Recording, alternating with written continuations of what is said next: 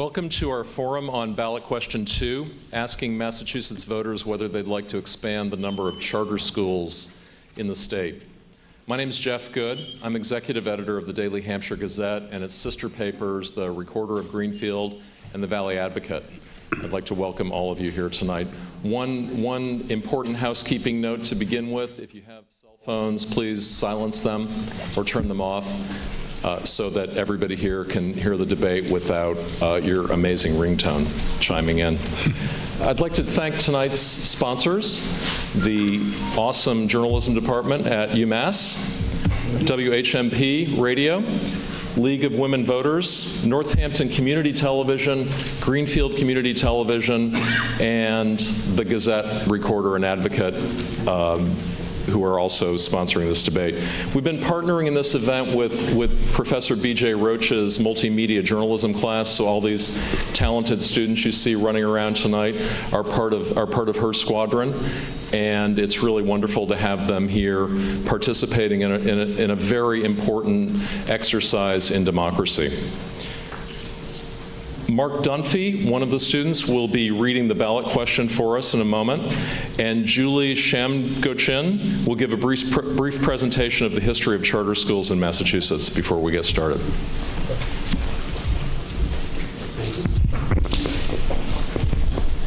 This proposed law would allow the State Board of Elementary and Secondary Education to approve up to 12 new charter schools or enrollment expansions in existing charter schools each year. Approvals under this law would expand statewide charter school enrollment by up to 1% of the total statewide public school enrollment each year. New charters and enrollment expansions approved under this law would be exempt from existing limits on the number of charter schools, the number of students enrolled in them, and the amount of local school district spending allocated to them. If the board received more than 12 applications in a single year from qualified applicants, then the proposed law would require it to give priority to proposed charter schools or enrollment expansions in districts where student performance on statewide assessments is in the bottom 25% of all districts in the previous 2 years, and where demonstrated parent demand for additional public school options is greatest. New charter schools and enrollment expansions approved under this proposed law would be subject to the same approval standards as other charter schools and to recruitment, retention, and multilingual outreach requirements that currently apply to some charter schools. Schools authorized under this law would be subject to annual performance reviews according to standards established by the board. The proposed law would take effect on January 1st, 2017. A yes vote would allow for up to 12 approvals each year of either new charter schools or expanded enrollments in existing charter schools, but not to exceed 1% of the statewide public school enrollment. A no vote would make no change in current laws relative to charter schools.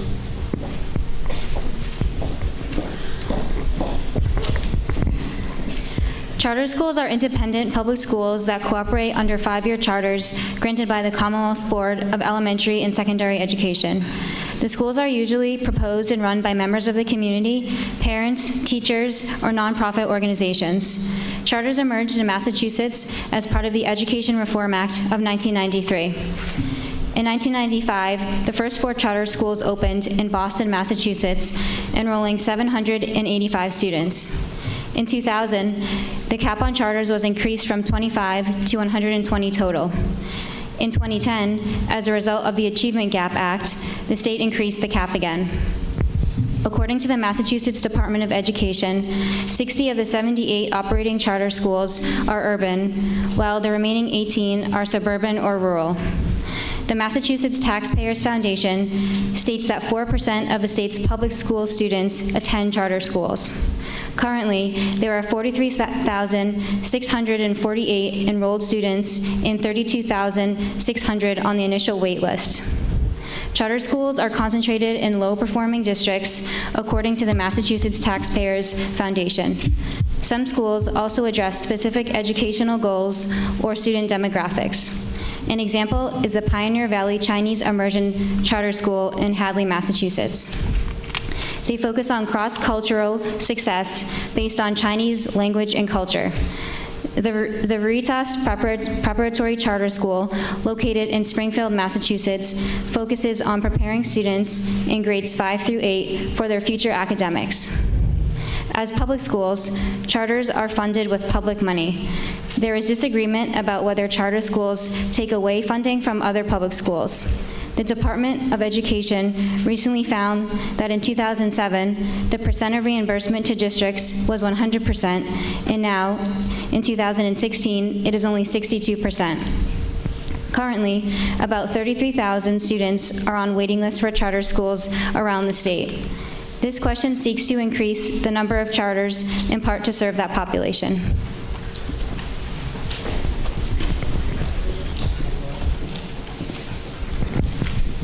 Thank you, Julie and Mark. Nicely done. Now I'd like to introduce you to our moderator for tonight, Eileen Stewart. Thanks very much. Welcome to all of you. It's great to see so many people here tonight. And we can hope that this doesn't fall down too soon. Here we go. I also want to welcome everyone who is watching on Northampton Community Television, Greenfield Community Television, or via the Gazette and Recorder websites. That's gazettenet.com and recorder.com. And for those of you who might miss something scintillating, don't worry. You can catch up with it because WHMP will be broadcasting this program in its entirety tomorrow night from 7 to 9 p.m. And you can tune into them at 96.9 or 107.5 FM. I think you also still have your AM station, right? 1400? Yeah, here we go. Do the Red Sox. That's how I used to catch them. Okay, the forum tonight is on a subject which is vitally important to us, namely the education of our children. This is our future. So the organizers have tried to develop a format for tonight that will offer the maximum opportunity for all of us to learn something that will help us make an informed vote. Here is the format. We have a panel of experts, and we're very delighted to have them here and thank them for their time. Each of them will make a statement about his or her point of view, statement lasting 2 minutes only, and then they will take questions from our media panel, and we're delighted to have them here tonight. And they will also take questions from you in the audience. I think many of you already got a card and a pencil that you can use to write down your question. Let me just say that if you have a question at any time, if you have it now or if you have it at any time, pass it to the center, and our great helper, Brooke, right here, raise your hand please, Brooke, there we go, will come along and collect them for you. And she will deliver them to our interlocutors who are sitting down here from the journalism department. They will ask your question for you. And the reason that they're going to do that is because they have the microphones and we can hear them. So, now, I want to ask you earnestly, if you're using paper and pencil, please, please write or print legibly. If we can't read them, we can't ask them. Okay. And for those of you who have your devices opening or who are following us online, you can also ask your question via Twitter, hashtag MAForumQ2. It's right up there, right? MAForumQ, the numeral 2. Okay, let me introduce our panels, please. To my right, our panel of experts, and we have, first of all, Barbara Mataloni. She is the president of the Massachusetts Teachers Association. Next to her is Mr. William Deal, and Mr. Deal is the executive director of the Collaborative for Educational Services. And to his right is Mr. Mark Kennan. Mr. Kennan is the executive director of the Massachusetts Charter Public Schools Association. And following up, to his right is Ms. Julia Mejia, and Ms. Mejia has 3 children in charter schools in Boston. To my left is our media panel. We have Stanley Moulton from the Gazette. We have Stephanie Slish, who is from WHMP. We have Serena McMahon. She is a junior here at UMass, and she is double majoring in journalism and women's studies, gender studies, and sexuality. Some version of those 3. Okay, and next to her is Kelsey McMahon. I'm sorry, Kelsey Kenny. Kelsey, I thought you were sisters. No, Kelsey Kenny, she is also a junior and also a double major in journalism and legal studies. So, we will begin, as I mentioned, with a brief statement from each of our panel of experts. It's 2 minutes, and they will then have questions from the media panel, when they finish with that up. The experts will then have 3 minutes to answer those questions, and there's an opportunity for a 1-minute rebuttal. So if Ms. Mataloni says something Mr. Cannon doesn't agree with, she gets 3 minutes, and he gets 1 minute, and vice versa, if he goes first. Now, you will remember that one of the sponsors tonight is the League of Women Voters. The League has not taken a position on question 2, but they have been busy with their excellent work of research, education, and efforts to get out the vote. They're also professional timekeepers. And I don't think you can see them up there, but they have signs, and they hold them up, 3 minutes, 2 minutes, 1 minute, stop now. So, without further ado, I just want to say the League is watching. We're going to begin, and we're going to go alphabetically. So first we will hear from Mr. William Deal. Mr. Deal. Good evening. I'm Bill Deal. I'm the Executive Director of the Collaborative for Educational Services in Northampton. Like 25 other collaboratives in the Commonwealth, we provide a range of special education services for low-incidence populations, professional development, after-school programs, early childhood programs, and many other services. We have 36 member school districts, almost all the districts in Franklin and Hampshire County, almost all rural and urban, rural and small, and we also work with the Berkshires and other districts as well. We also provide the education throughout the state for all the youth who are part of the Department of Youth Services, youth who are incarcerated, as well as youth who are in DMH, Department of Mental Health, Department of Public Health, and County Housing and Correction. In other words, we serve the youth and children who are most at risk of failure and most at risk of being failed by the system. I mention these two things because I'd like to focus tonight on those that are often overlooked in the discussion about charter schools. Namely, first of all, the disproportionate impact of charter schools on our small and rural districts, and secondly, questions about serving the most vulnerable youth and children in the Commonwealth. I trust I will be asked about those things. I do want to say out front that this is a very complex issue. I recognize that people of goodwill, intelligence, and analytic skills who care deeply about education and children can end up on different conclusions about lifting the cap. It's unfortunate that a worthy debate about charter schools, indeed about the future of public education in the very state that founded the common school, is open to a referendum, with the results, whatever they may be, extremely hard to turn back. To my own family, I've been an educator all my life. My sister teaches in the Amherst Public Schools. My son taught at Mission Hill in Boston, then studied at Stanford with Linda Darling Hammond, is now opposes charter schools, and my daughter sends her daughters, my two granddaughters, to one of the area charter schools. So our family discussions are very interesting. So I learned a long time ago, when my kids were about 13, that I can't tell them anything, including what their opinion should be. So I try to be the wise father and not take sides, recognizing the complexities, ambiguities, and nuances, and pointing out different perspectives involved in this question. This is also the role I hope to play here tonight, neutral in the question, but bringing information and a different perspective to it. Thank you. Very close to 2 minutes. Thank you, sir. And next we're going to go, sticking with our alphabetical form order, Mr. Mark Kennan, please. Thank you, Eileen. Very happy to be here tonight. I actually spent 15 years at UMass as a graduate student and professional staff, and so it's really nice to be back here tonight. This building wasn't here when I was here, but it's a beautiful building, so it's really great to be back on campus. I noticed a lot of undergraduates in here. I'm sure a lot of you are here for classes and some kind of assignments, responsibilities. If you don't get your questions answered, at least from me tonight, please, I'll stay after and happy to talk to anybody who has further questions, particularly undergrad students in the room. I want to talk for my 2 minutes here. I want to talk about what this ballot question actually does.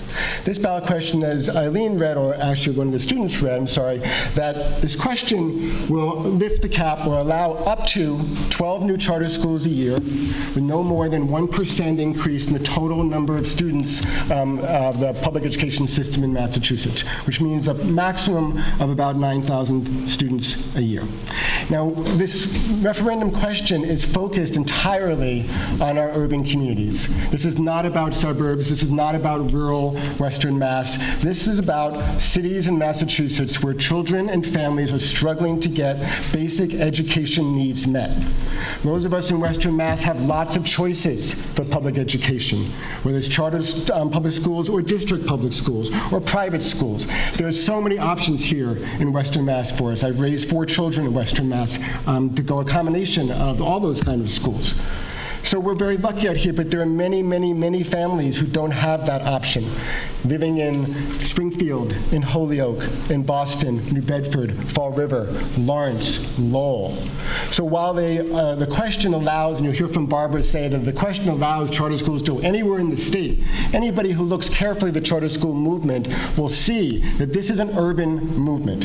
When charter schools started 20 years ago, it was statewide, looking at all sorts of different communities. And we can talk about the Western Mass schools if somebody would like to. But this isn't about Western Mass in the Pioneer Valley. It is about Holyoke and Springfield. And we look forward to talking more about the needs of families that are not being met in Massachusetts and how this referendum question will provide equality and start to roll back some of the inequalities in our urban education systems. Thank you. Mr. Cannon, I'm going to move now to Ms. Barbara Mataloni.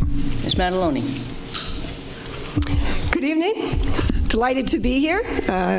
I, too, am from these parts, and I'm a proud member of the Massachusetts Society of Professors, the union here at UMass Amherst, the faculty union. I became a high school English teacher. I changed careers in order to become a high school English teacher, and I taught in Northampton because I believe deeply in public education as the foundation to democracy.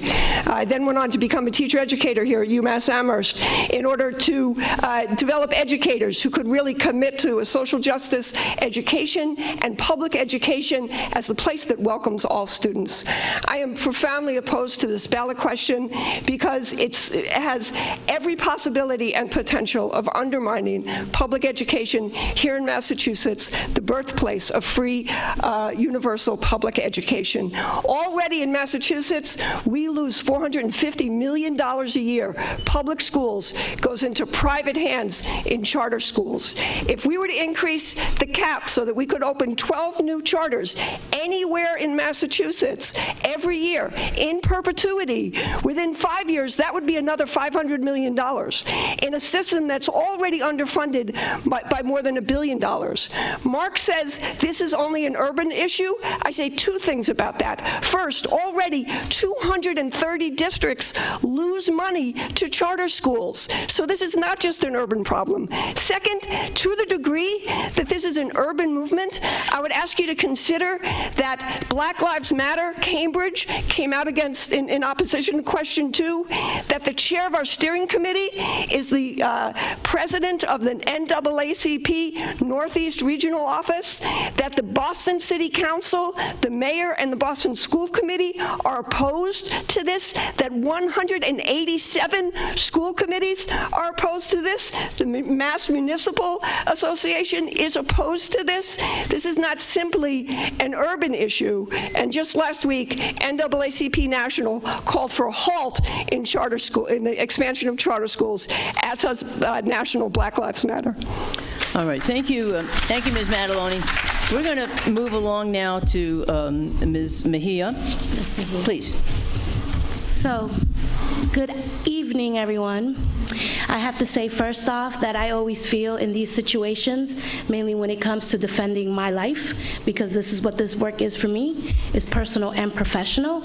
I always feel lately that I am a Latina at a Trump rally, okay? So I just want to just put that out there really quick, that I am taking large courage to speak here on behalf of the countless parents that I work with and my own personal struggle in terms of trying to achieve equity in terms of public education, because my story is that I'm the first person in my family to graduate high school. I'm the first person in my family to go to college. I'm the first person in my family to rock a little business suit. My mom did not even finish 5th grade. So for me, when I think about public education, I think about it as a pathway out of poverty. But unfortunately, right, because this conversation has become so volatile and so divisive, we are forced to choose between one or the other. Families who are stuck without opportunities and can't afford to live in towns in which public education and your options are a plethora. Whereas if you live in Boston, unless you live in South End, Jamaica Plain, West Roxbury, these are all considered the more affluent parts of Boston, your chances of getting access to a high-quality education is slim to none. And while for me, this conversation has always been about all, not just some, but we have to create a pathway out of poverty that puts children first and puts the adult conversations where they need to be. And that is adults owning their own and allowing this to recognize that at the end of the day, this conversation is about our kids. I have 3 kids. Okay, and I'm going to do everything that I can to, and I'm going to take 15 seconds because I'm going to finish like everybody else did. I am going to do whatever it takes to make sure that every single person who wants access and a choice to choose the type of education that they believe is best suited for their child gets it. Because this, for me, Black Lives Matters and the NAACP does not speak for me because my kids are Black and Latino. So for me, this person of color here has a whole different perspective when it comes to public education. Okay, thank you, Ms. Mejia. We're going to move now to questions from the panel, and then we're going to be looking for questions from the audience. I would particularly love to hear questions which elicit, which are fact-based, and that's because there are a lot of facts which are unclear to me and I think to others, and also you can see it regularly in like the letters to the editor. So let's start here with you, Mr. Moulton. Please begin. I'm sorry. No, I'm sorry. You know what? That was wrong. I just was looking down there. But in fact, Ms. McMahon volunteered to be first, and so go right ahead. Go ahead. Thanks. The Commonwealth is capped at 120 charter schools. Right now, there are currently only 78 charter schools. What is the purpose of lifting the cap if we are not at the maximum number of charters?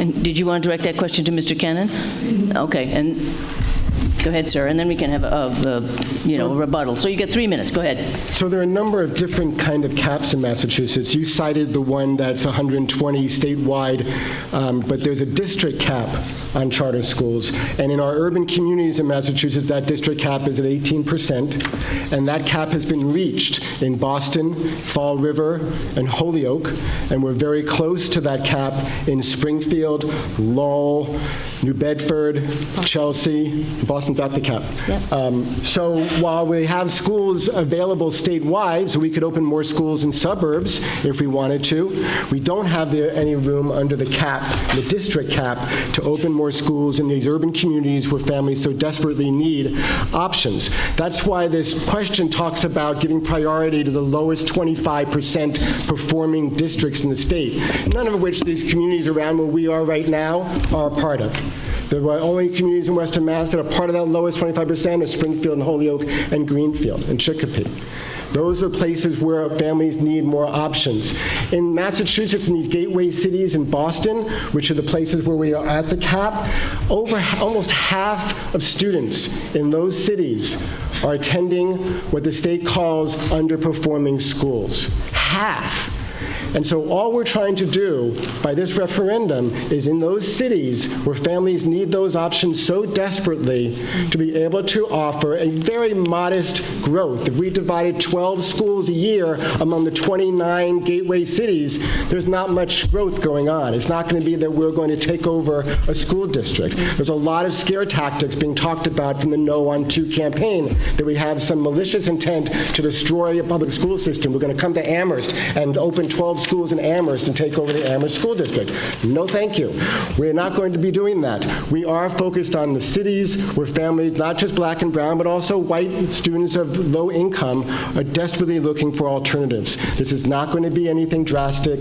12 schools across the state in 29 communities. It's going to be very slow, and to be honest with you, it's not going to meet the need completely. We have 32,000 students on wait list, almost all of them in those urban communities. So we are focused on those communities, and so the statewide cap is not necessarily relevant. Okay, it looks like Mr. Deal. Yeah, okay. And he's talked about it, and the microphone is over to you, Mr. Deal. You have a 1-minute rebuttal. So I'm trying to thread a needle here, but I'll do my best. So I just wanted to respond to Mark's comments. The first thing is that there are, in fact, 12 districts in Franklin, Hampshire County that are the lowest 25%. Including Greenfield, East Hampton, a number of other ones. Secondly, the regulation, the law basically says to raise up to 12 schools a year, and if there are 12 or less, Then, or not in low poverty areas or low performing areas, the commissioner can approve other ones as well. So over the course of time, we can have more and more charter schools in suburban, rural, and small districts. So that's one area. The second area is that over time, you have 12 schools a year, and sooner or later, you do reach a saturation point in the urban districts, and then where do the charter schools go? So we're opening a door potentially for a lot more charter schools in our small and rural districts, which can ill afford to have that competition. Okay, we're going to go over now to another question from our media panel. Okay, it's to you, Kelsey. Everyone else is looking down. A majority of guests on question funding comes from out-of-state corporate interests, like the Walton family, owners of Walmart, and Michael Bloomberg. My question is, how are these out-of-state interests involved in question 2 in Massachusetts, and why would they be investing so much money in this campaign? I'll take that. Okay, go ahead. Yes, please. So obviously this is a very important aspect of this campaign that I think is important for us to talk about.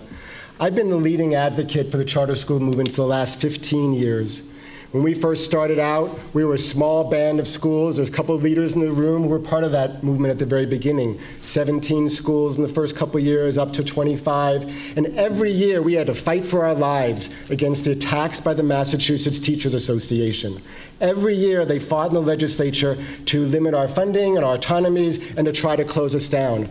And every year we had to fight desperately for our survival. So after 15 years of this, when we really, the last 4 years, we tried to be in the legislature to do where this should be done. This should not be part of a referendum, this question. This should have been done in the legislature. We tried 2 consecutive legislative sessions. Julie and I walked the halls of the legislature, consistently trying to get this bill passed. But the MTA blocked it. 2 consecutive sessions. 4 years we fought. And so now, when we have no choice left, if we want to be able to help these families, we had to go to a referendum. But if we went to a referendum by ourselves against the MTA, who recently voted to appropriate $9 million to this campaign, who has gotten $5 million from the National Education Association in Washington, then we would be run over. And so we view the donations we've received from both in-state and out-of-state supporters as leveling the playing field. These people have no interest in making profits off of charter schools. There's no money to be made off of charter schools. And I have to say, the heirs to Walmart, the Walton family, is not looking to make any more money off the charter schools in Massachusetts. It's just not happening. Walton and other of these funders have been in Massachusetts for almost 20 years supporting public education. They're not new to this battle. They've been here all along because they care about the kids in urban communities, just like we've been talking about.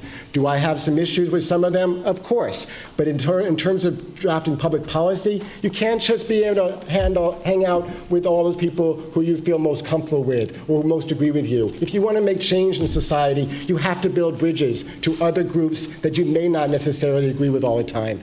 And the alliance that we've drawn between black and brown families in Massachusetts who are striving for more charter schools and some of these donors from in-state and out-of-state to support our effort is a groundbreaking effort and is hopefully going to lead to some significant change for these families who are struggling for a basic public education. All right, Ms. Manaloni, over to you, please. Quite frankly, I'm incredulous. First of all, referencing legislation, Mark was quoted around the RISE Act, which the Senate proposed last year, that would lift the cap on charters and bring accountability measures to charter schools, as saying that that was outrageous and that we couldn't have local control and we couldn't require things like teachers to be certified. So just sort of move that aside. And then I just want you to ask you to think about the Walton family, which has brought so much to us in the form of Walmart and the way they treat their workers, that these are people who are interested in the well-being of children. They don't even allow their employees to have the kind of schedules that they could send their kids to a charter school where parents have all kinds of requirements about where they have to be when and what they need to do. Last thing I want to say, and I have to say this, I am so proud to be the union leader for the Massachusetts Teachers Association, 110,000 members who every day get up and give all they can to the children in Massachusetts and put their their money together to say, yeah, you know what? We're going to fight to defend public education. Okay. All right. I'm going to say it occurs to me that some of our panelists have been around this bush before, 1 or 2 times here. Okay, and we will get to you. I'm going to give you a pride of place to the next question, no matter what it is, Ms. Mejia. Okay, please. Ms. Slish, go ahead. Are Commonwealth charter school educators required to have the same credentials as public school teachers? And are they unionized? How is this model better or worse for students and teachers? Okay, so I know I've been itching to talk. Y'all gonna be like, oh my God, this woman, all she wants to do is talk. But yes, I am going to take up my time here. So I have a few things to talk about in terms of the union. One of the things that works for working families and single parents like myself is that I can drop my daughter off at school at 7:15 and I don't have to pick her up until 4:30. And my daughter is in an academic setting for 8 hours while I work, and I don't have to worry about whether or not she is safe. Right? So if you want to talk about working for working families, what you want to do is accommodate their needs. And sometimes you have to do that by extending the day. And then in terms of fighting for the kids, when I work, so I want to be really clear in terms of who's fighting for who. There have been countless times when I've worked with parents who have their children in district schools where those, and not all teachers are alike, where some teachers are like, I'm going to get paid whether you learn or not, type of attitude. And when we as parents want to push back on that system, we can't, because the union protects the teachers, and that's what their job is to protect the teachers. But who's protecting our kids? And so for me, I have to push back on this fight, because while I believe in teachers and I believe in unions, sometimes you have to really look at whether or not public traditional schools are really public, because they're not really serving the public as they should. The fact is that I survived the busing era in Boston, and that was 40 plus years ago. I know I look good for my age, but absolutely. I will tell you this, I went through that, okay? And the fact that I'm still here having this conversation, and now my kids are in the public system, and we're fighting still, to me is embarrassing. And to know that when I graduated from high school, the only reason, and I dropped out and I went back, and no one even cared because my mom did not speak English, okay? So to be passed from grade to grade because I had an award-winning personality, to end up in college, okay? And having to realize that I had developmental math and English, and that I was not prepared to compete with my college mates, that to me is an embarrassment. And that to me is still happening today. So you want to talk about who's fighting for who?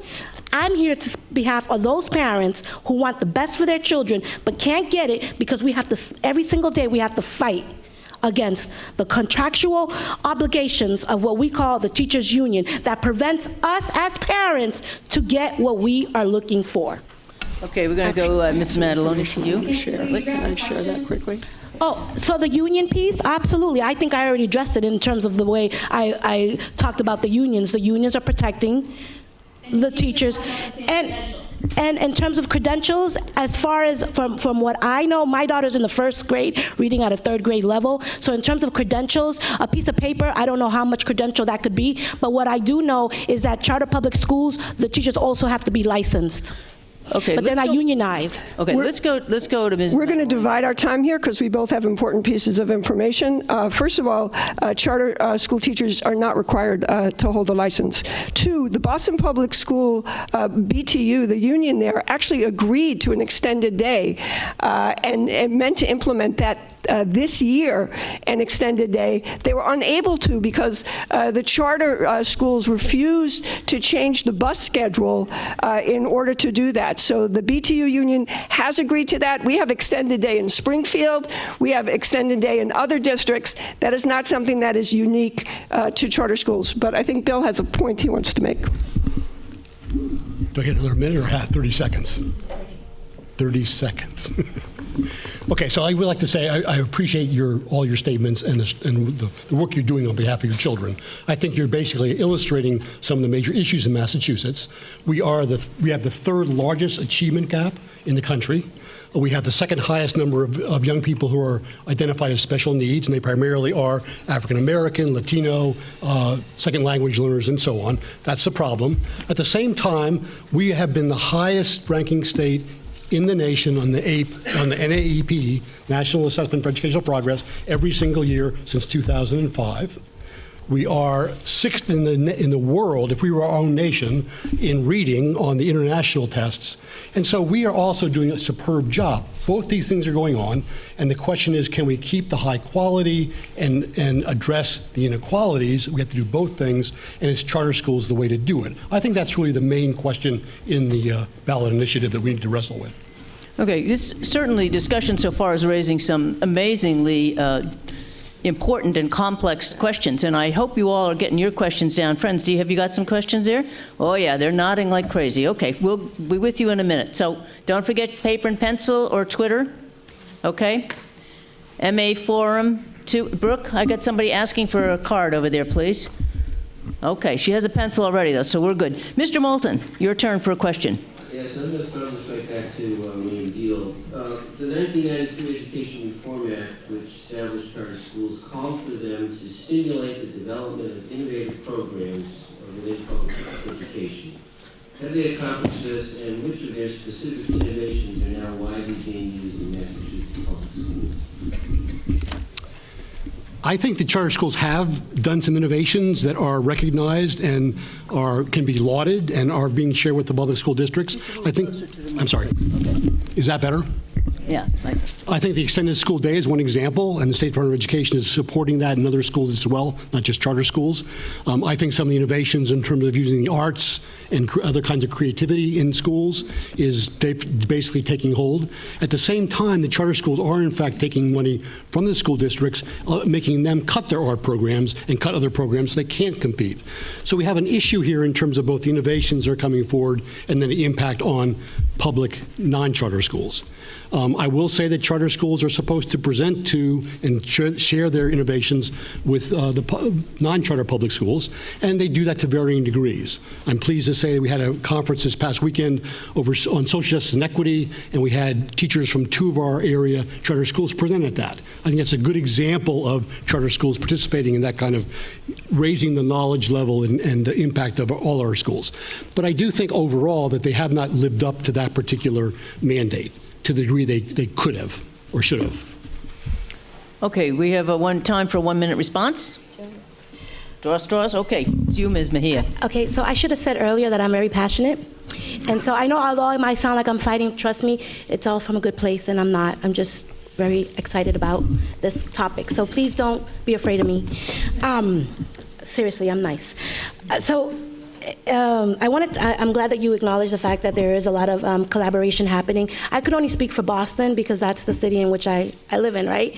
So we have several charter public schools who have been working closely with our district schools. I'll give you an example of that. Neighborhood House, which is a charter school, been around for 20 years, has worked closely with the Mildred, which was a low-performing middle school in Dorchester, and now they're level 1. And that is a result of the collaborative work that's happening in terms of exchanging best practices, and I'm really excited to see that. In regards to the level of accolades that Massachusetts has, that's awesome, but when you look at those numbers, that a lot of it has to do with the towns and the cities that have higher performing neighborhood, the neighborhoods that have access to wealth and opportunity. Those are the schools that are producing those results. Those are the schools that are helping us look good. But if you look at Boston and gateway cities, you're not going to find those really great, that's not what's helping us. And then the last thing that I want to say, in terms of draining money, I find that to be so offensive.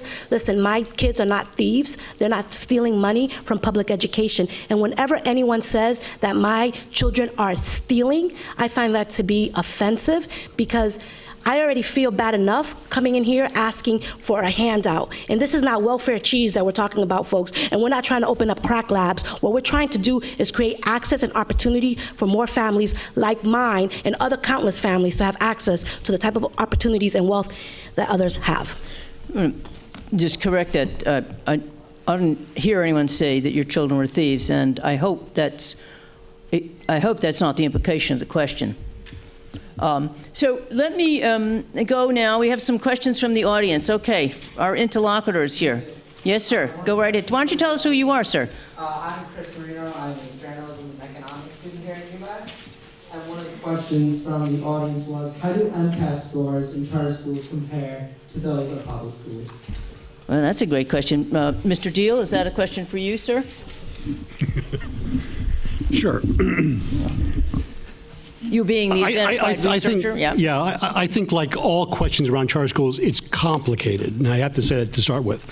So I think overall the findings around charter schools, and Brookings Institute, other institutes found this, was that in fact the charter schools are performing well in terms of MCAS, outperforming public schools in many areas. At the same time, there are different questions in terms of admissions and retentions of students in charter schools that call into question.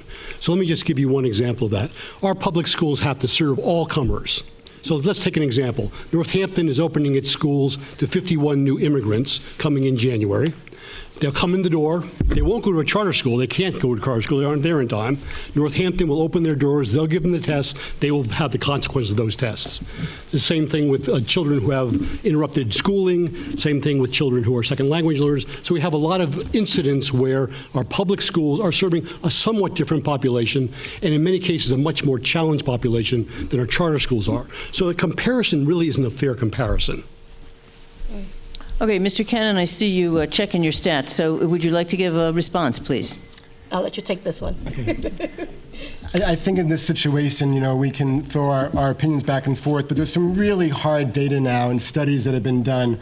There have been studies done by Stanford professors, there's been 2 studies by Harvard professors, and a study by MIT professors, all showing that charter schools in our urban communities are outperforming other district schools in those communities. Is that the end-all, be-all? No one here on this side of the table thinks that MCAS is the only objective evaluation of a charter school or any public school. We can talk about that. I think that's a different debate.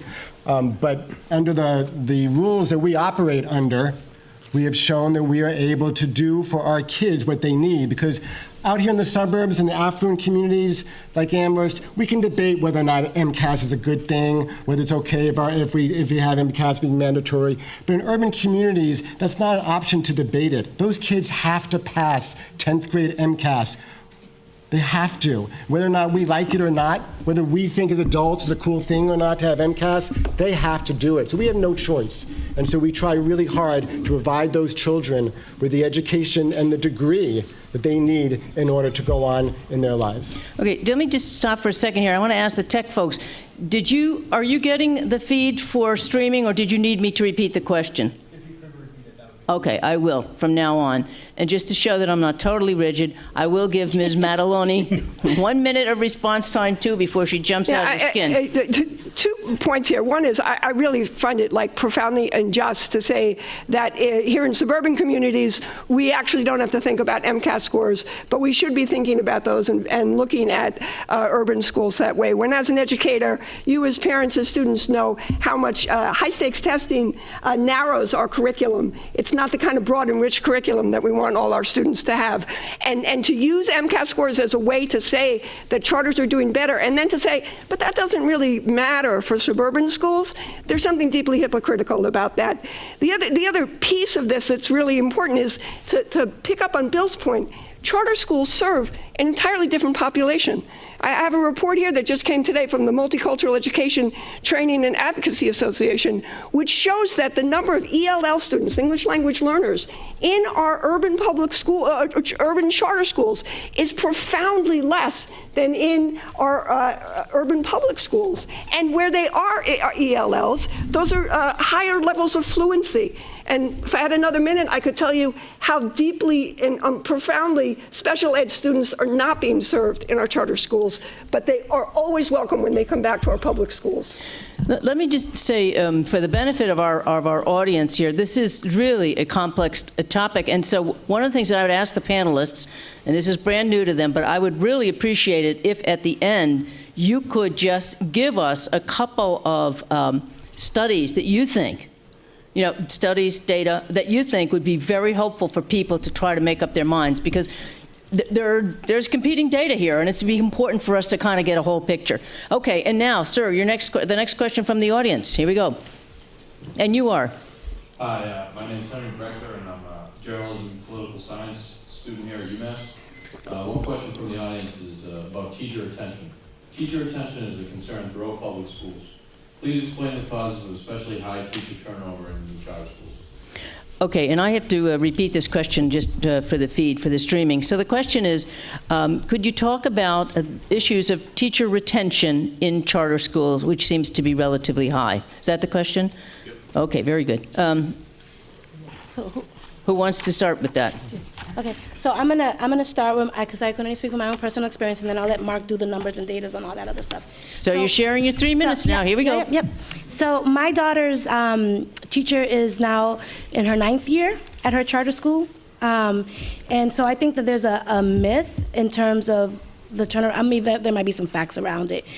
But I know from my own personal experience, my daughter's teacher has been there for 9 years.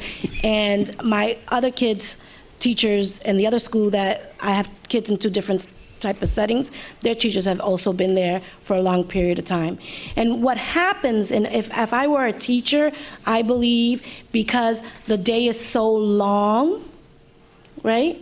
I'm going to assume that's probably, if anything, but the thing is the difference between our teachers and teachers who are unionized is that they have more flexibility and more autonomy around their curriculums. They don't have to abide by the union contract. So their life, I see them, they seem to be happier to me. Okay, now we're going to share. Thank you. So I just want to say, sort of talking back to the question about innovation. So what you're hearing tonight is a lot of different innovations that charter schools have been trying to do. So for instance, our teachers are not automatically unionized when they start out at charter schools. They can unionize. Even a majority of the teachers of the schools sign a card, even in the privacy of their own home, they can unionize. They've all chosen not to. We've had one charter school right now that is unionized, and that's great if that's what the teachers wanted to do. They're not with the MTA, though. They chose a different union, a non-teacher union, to affiliate with. But the point of this is that there are lots of different models being used around the teaching force within the charter school community, and that's a good thing. For instance, the issue about certification, licensing. We are trying to create opportunities for teachers to come into the public teaching profession from lots of different avenues, not just going from college to in a college education program, doing your student teaching and going on to teaching. We're trying to open up so people from computer science careers, law careers, business careers, who are looking to try to give back to their community, change their profession, and can't afford to go back to college for a number of years, that they can move into the charter school without the traditional regulations that would prevent them otherwise. We're not saying this is the best way to do it. We're trying something new. And over time, we will be able to evaluate whether that's a good thing. Those of us in here who go through teacher training programs know it's not the end-all be-all. And having come from the School of Education here at UMass, our teacher education program, at least in those days, was not that great. So it's not the only way. It's not just one way of doing things in the public sector. And what we're trying to continue to do is open up people's minds, open up policymakers' minds to doing things, trying things different. And what's great about charters is the freedom we have. If they don't work, we can try again. Nobody wants to have low teacher retention rates. That doesn't work in the interest of kids. But automatically having teachers with high retention rates, that automatic teachers staying for 25 years, is automatically the best thing for kids. It's not about how many years you're there. It's about what quality you're providing to the students there. And that's what we're trying to get a hold of and trying to look at, not how many years you've been there, how quickly you turn over, but what's the quality of education going on for the kids in that school. Okay, Ms. Mataloni. A few different points. First, I'm fascinated by that we're just going to try all this stuff out, and we'll kind of see what happens. And while we're in the middle, like kind of trying it out, we'll go ahead and blow the cap up, and we'll try it out in even more places and lose even more funds from our public schools to charter schools, because we're just going to kind of try it out, right? It's just an experiment on our children. But I would invite each of you to find a former charter teacher, and I can promise you there are many of them in the Valley, to talk about what it means to not have a union contract. But I'll just kind of give you one example. Mystic Valley Charter School in Malden, we were contacted, MTA, by 2 teachers who, when they left Mystic Valley, and they gave notice in April that they would not be returning in September, Mystic Valley Charter School is now suing them for lost funds because they had to hire new teachers, as well their contract says that they have non-compete clauses with surrounding districts. And in fact, we've been looking for contracts for charter teachers. We've only been able to find 2, even though the Department of Ed's supposed to keep them all online. And they all have have things that actually keep teachers from sharing information with other teachers. They're not supposed to share their knowledge. And this is about innovation. Okay, let's go to one more question over there from our interlocutors. Go ahead.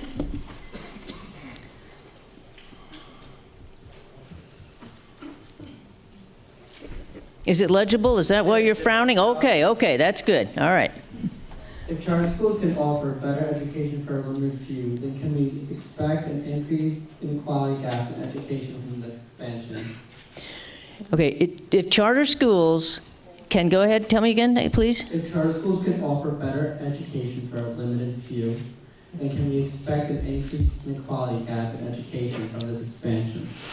Okay, so the question is, if charter schools can offer a quality education for a limited few, can we expect the quality gap to increase if we increase the cap on charter schools?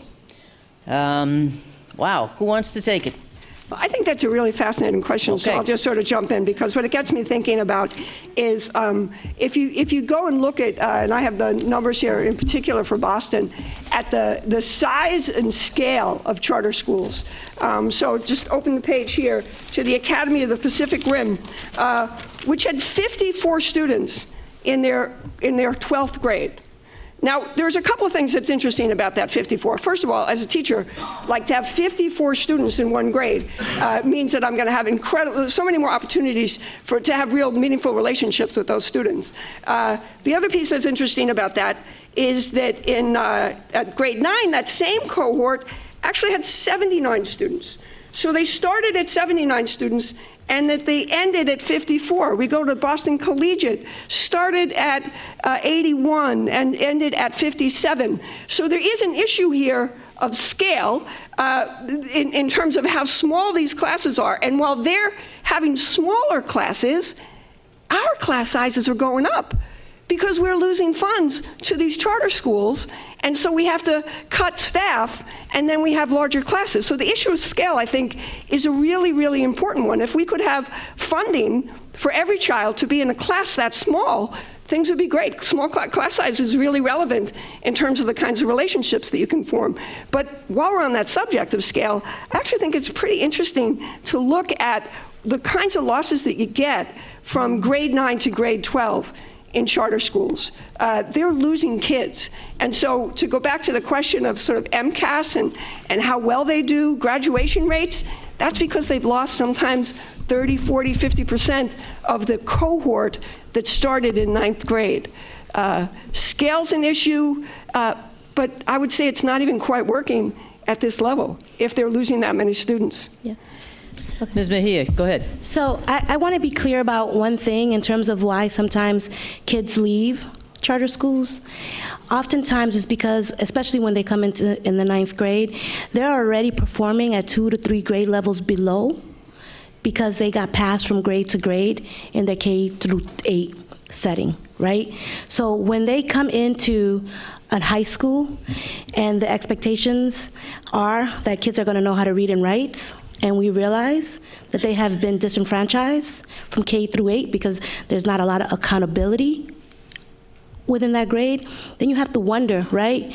If you're going to get kept back, oh, hell no, I'm going back to the district school where they're going to pass me because I don't have to worry about it. So let's be really honest that when kids leave, it's because they know that if they stay, they're going to have to repeat the grade. Okay, so I just want you to know in terms of that little mass exodus, and then the other. No, I knew that little beep was coming. Wow. One more here, and then we're going to. The panel over here is getting ready to jump in. Go ahead, sir. Okay, so this tweet comes from Caroline DeVito.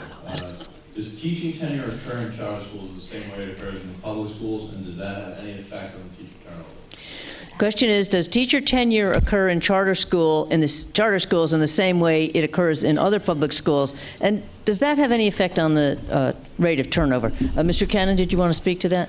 Sure. You know, there's some people in the back room who are giving us thumbs down and stuff to us, and really is rude, so I wish you could stop. Yeah, We really appreciate it. Yeah, I'm feeling intimidated by all that. Stop bullying me, please. Thank you. I'm sorry, the question was about The question was whether tenure operates in the same way for charter schools as it does in other public schools, and if so, what effect that might have on the rate of retention for teachers. No, actually, teacher tenure is not the same in charter schools as charter public schools as it is in many district public schools. You want to go to the mic there because, thank you.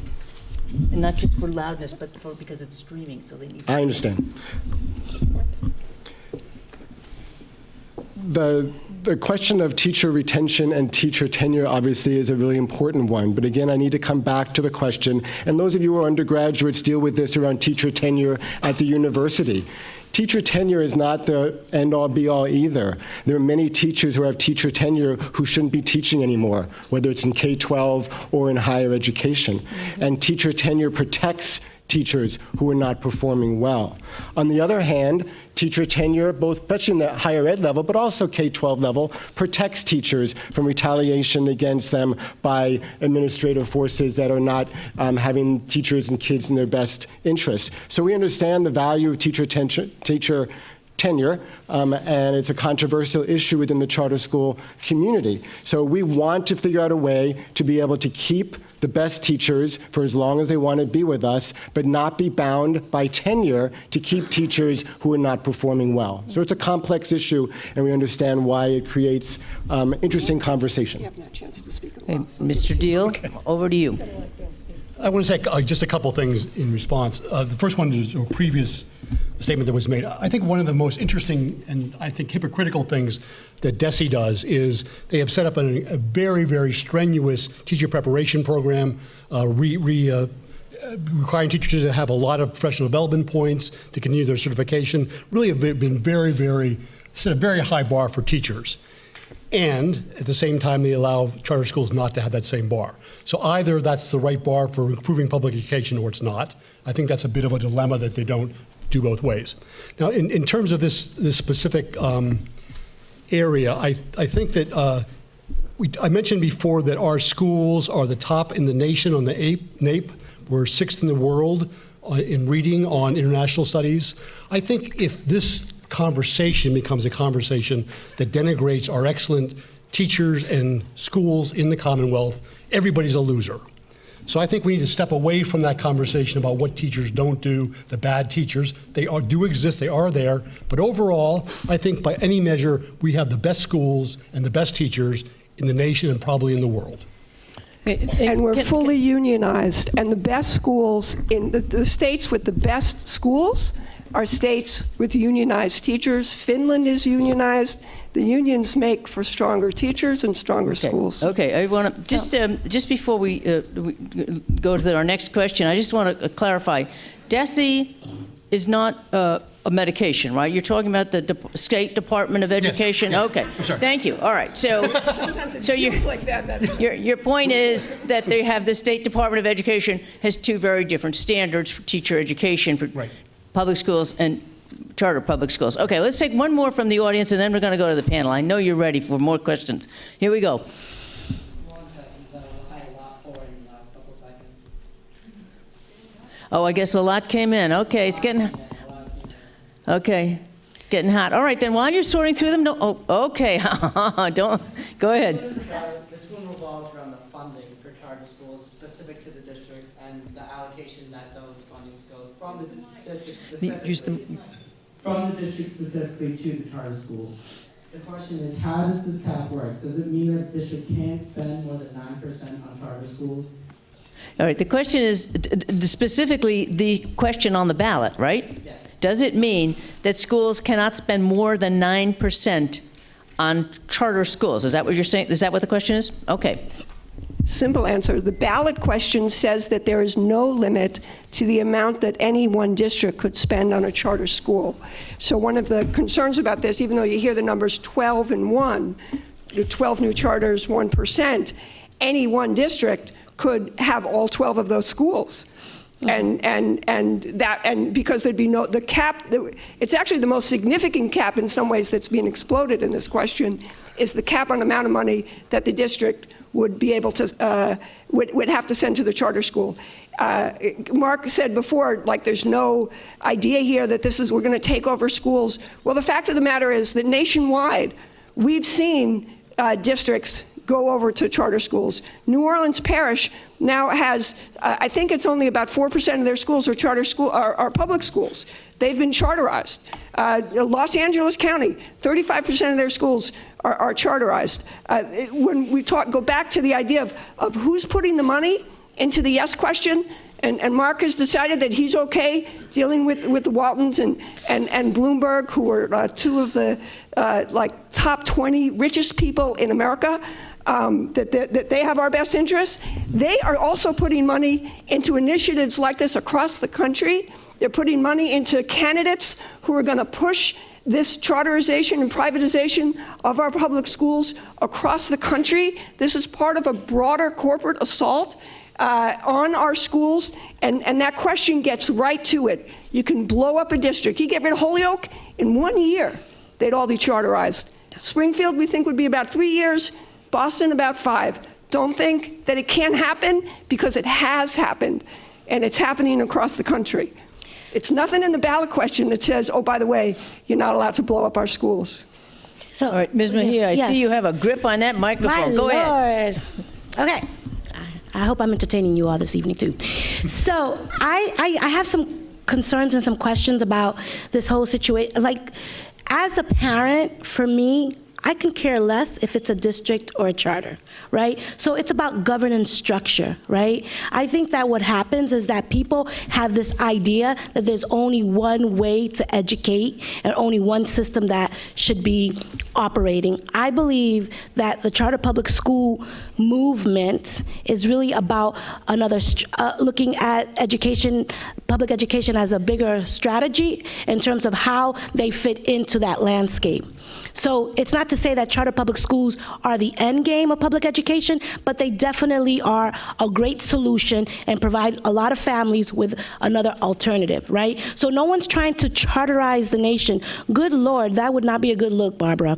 I think that one of the things that we also need to look at is that it's difficult for me to hear you say that, because for me, all I can hear is that this is about protecting jobs and not thinking about the kids. And so I don't understand why the opposition to give parents the type of environment that they're seeking for their kids. Why are you so opposed to giving people that right?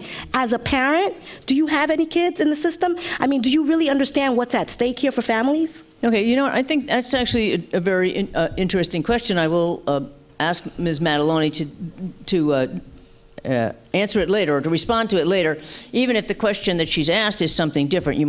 I can see you want to answer that one. But let's go over to our panel here, our media panel. They've been waiting and patient. Go ahead. Sure. How does public school choice and charter admissions differ? So, the question is, how does public school choice and charter schools, going to a charter school, differ? So, all right, so you have schools choice. You can choose to go to a... Right. Okay, go ahead. They're very, very different, and this really in some degree speaks to one of my passions, which is the impact of charter schools on small and rural districts. So in Franklin, Hampshire County, we have choice on steroids. 12% of the kids in Franklin County, 8% in Hampshire County, choice out of their district in another district. That means that they choose, for example, a Northampton student chooses to go to Hatfield. $5,000 follows that student to Hatfield. A Hatfield student might decide to go to Amherst. $5,000 follows that student. And they're winners or losers. Some districts lose a lot of money to choice and some gain. It turns out, of course, that the ones who lose the most are the ones who are viewed the poorest, who tend to then perform the poorest. It's a downward spiral. But that's a pretty cut and dry thing. And the $5,000 is arrived at by saying, what's the incremental cost of educating one student? That is reasonable, I think. Now, on the other hand, if a charter school, if a student from Northampton goes to one of the charter schools here, the district will pay $14,000. And that is a significant more, and it's not just the money following the student, it's a lot more than that.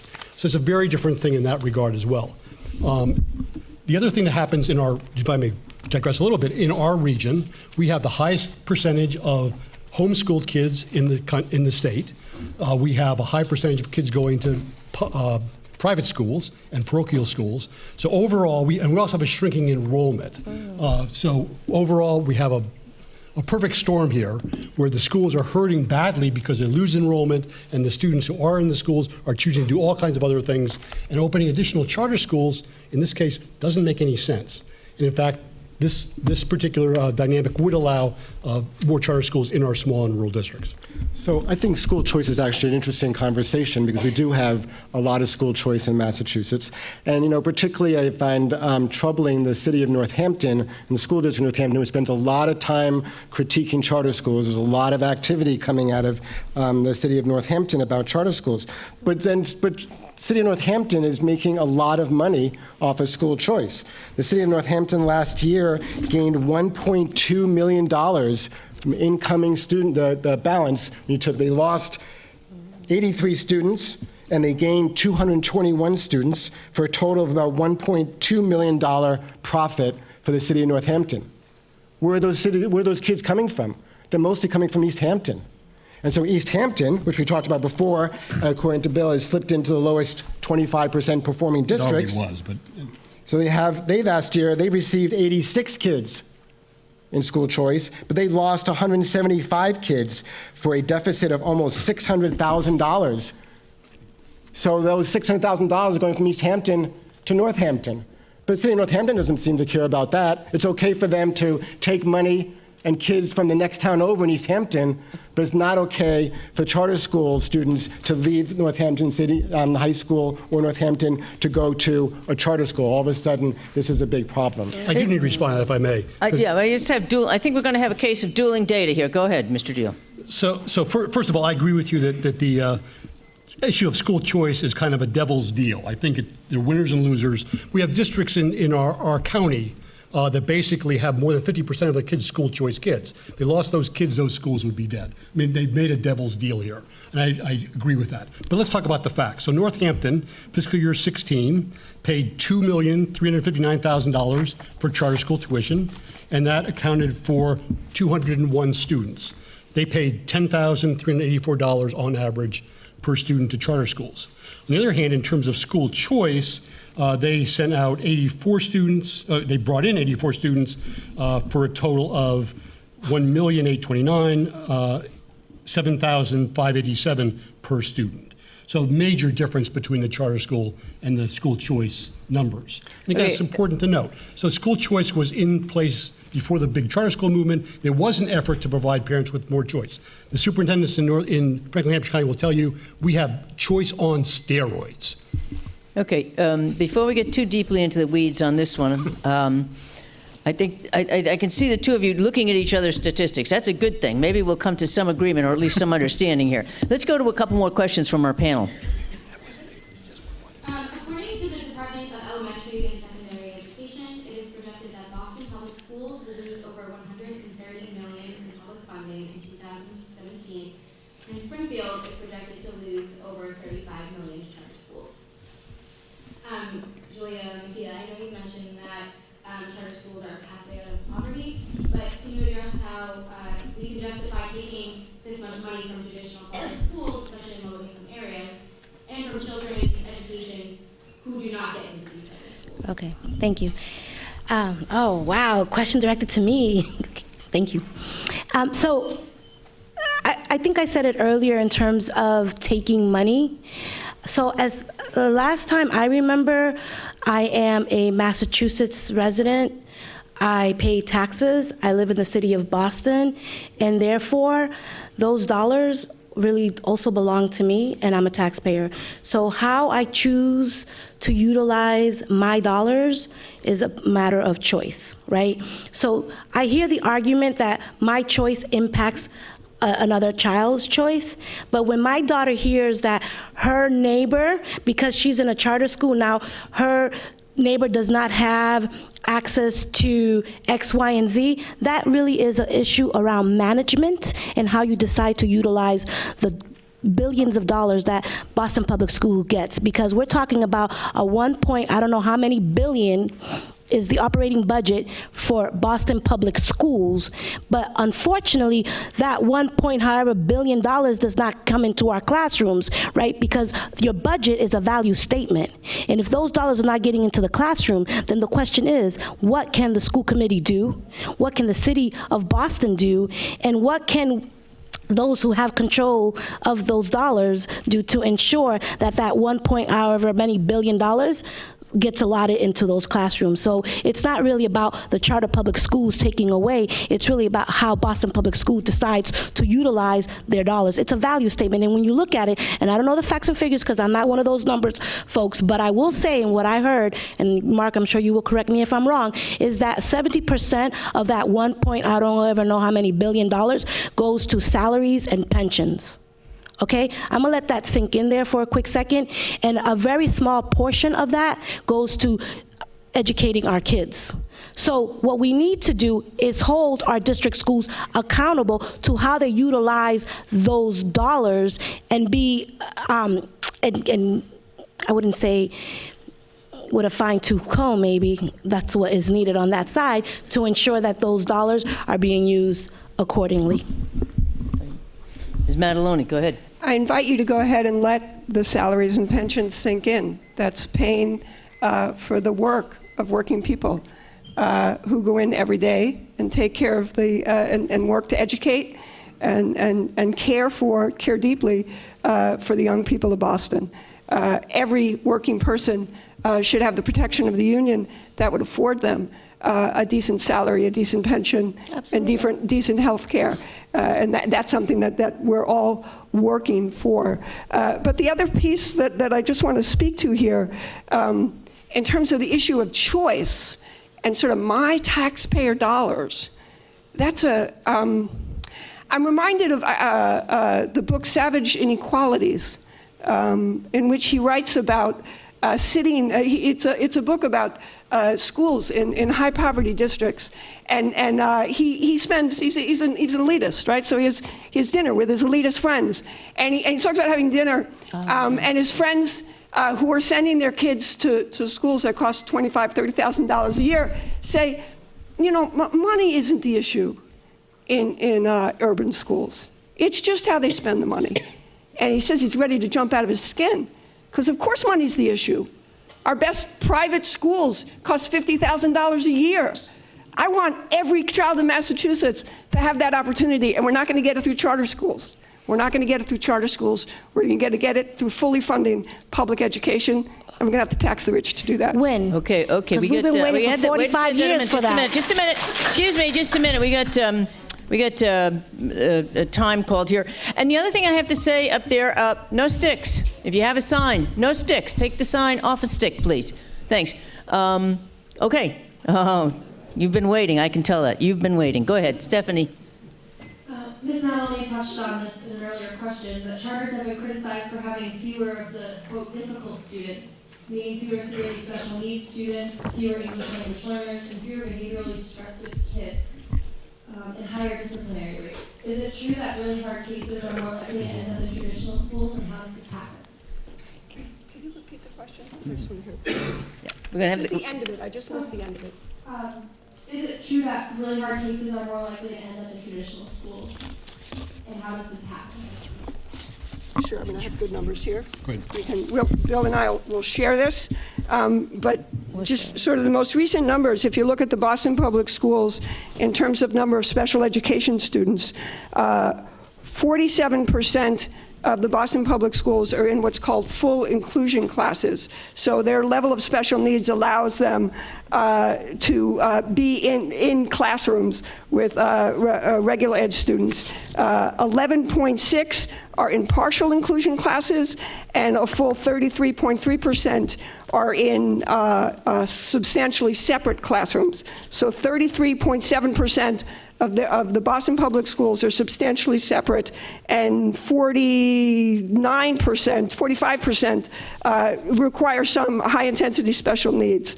If we look at the numbers, then go to charter schools. Boston Collegiate, I was in a debate with the head of Boston Collegiate, only 21% of their students are in either partial inclusion or substantially separate inclusion. And that's actually a lot relative to, say, the Academy of the Pacific Rim, which has 15%, or the Alma de Mar Charter School, which has 2.6% of their students in partial inclusion, and the other 97% are full inclusion. So what we see there is that the special needs students, even when they have special needs students in charter schools, they don't have the same level of need.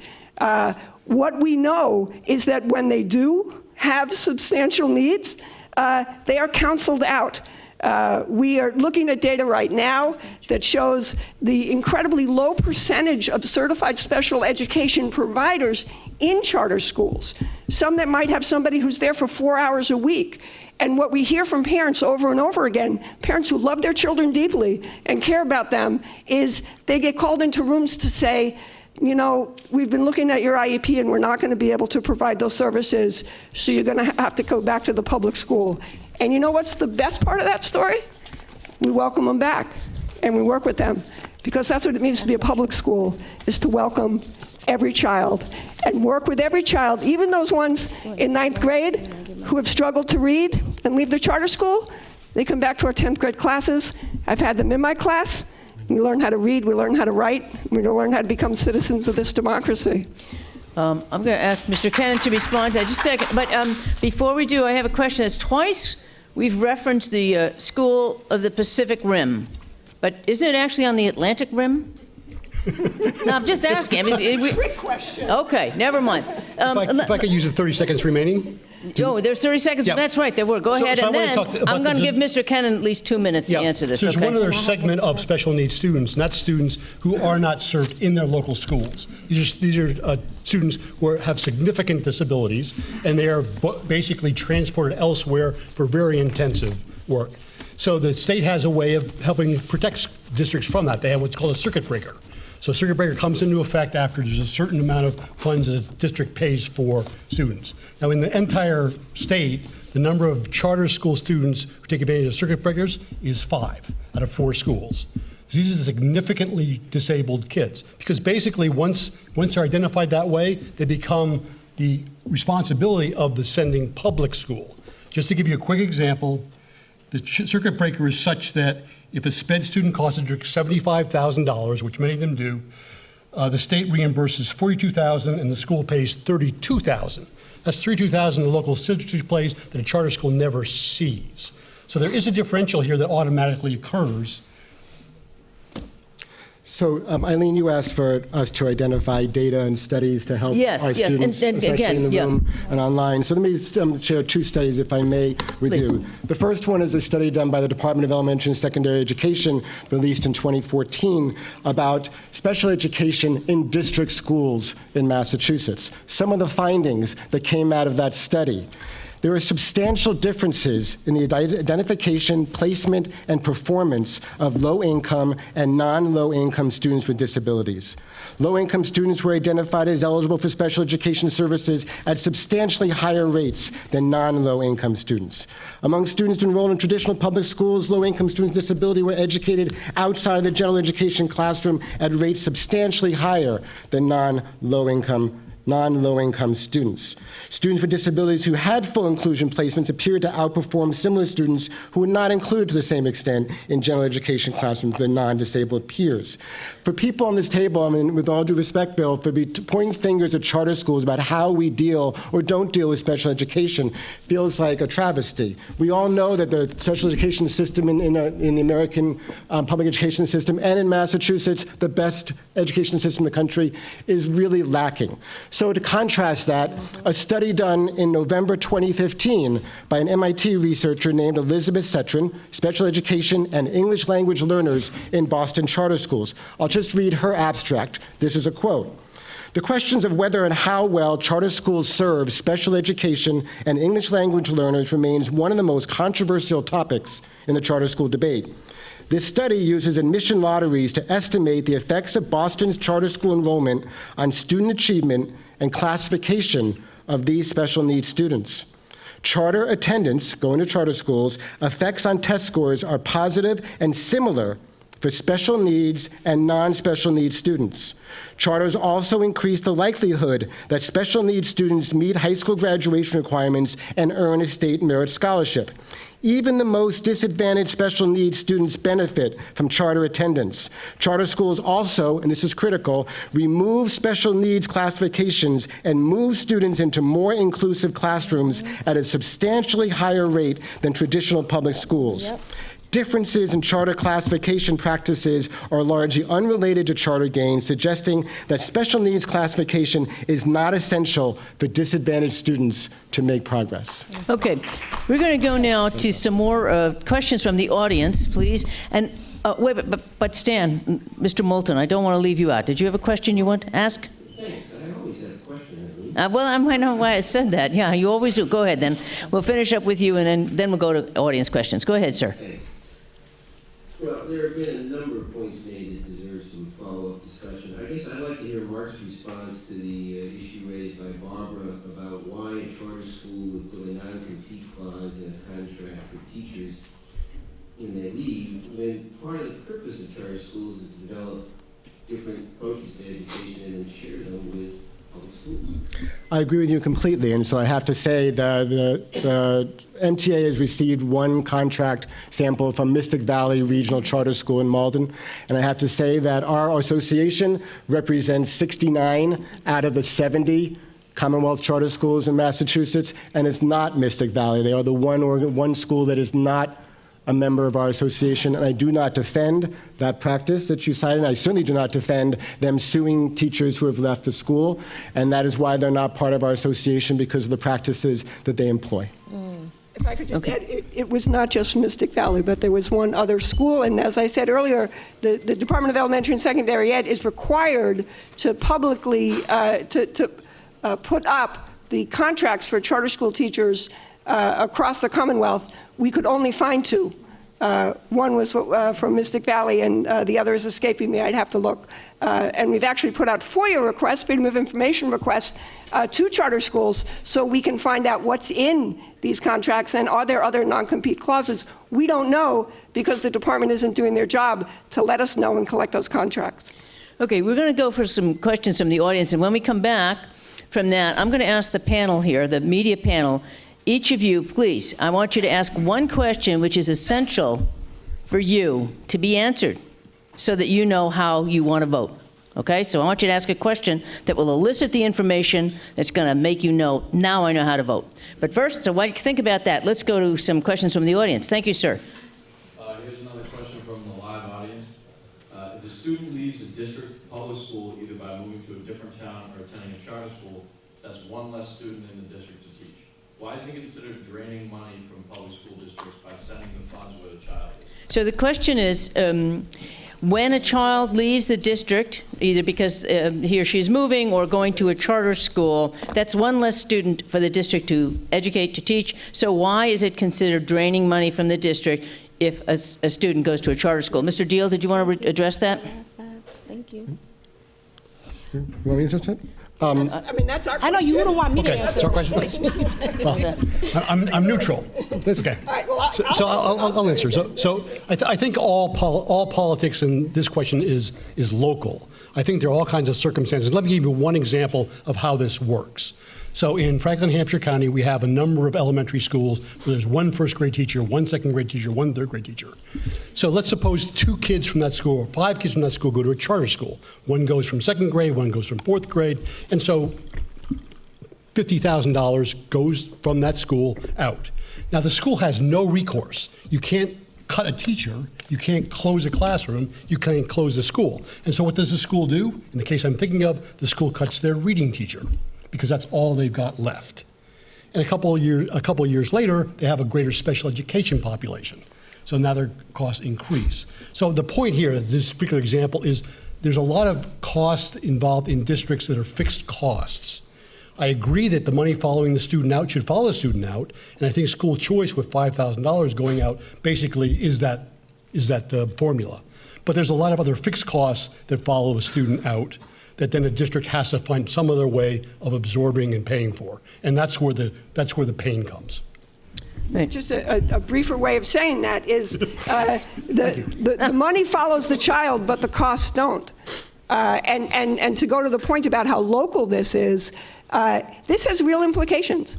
What we're seeing across the Commonwealth is that schools are in that position where they're either losing a staff person and then class size is going up. It is astonishing to me the number of schools now that don't have librarians because people are making really hard choices. The reason 187 school committees have opposed question 2 is that they're the ones who are looking at these budgets. And they're the ones who every year are being forced to make decisions that they don't want to have to make about cutting librarians, about cutting reading specialists, paraprofessionals. Those are the choices they don't want to have to make. The same with the Mass Municipal Association, which is opposed to question 2.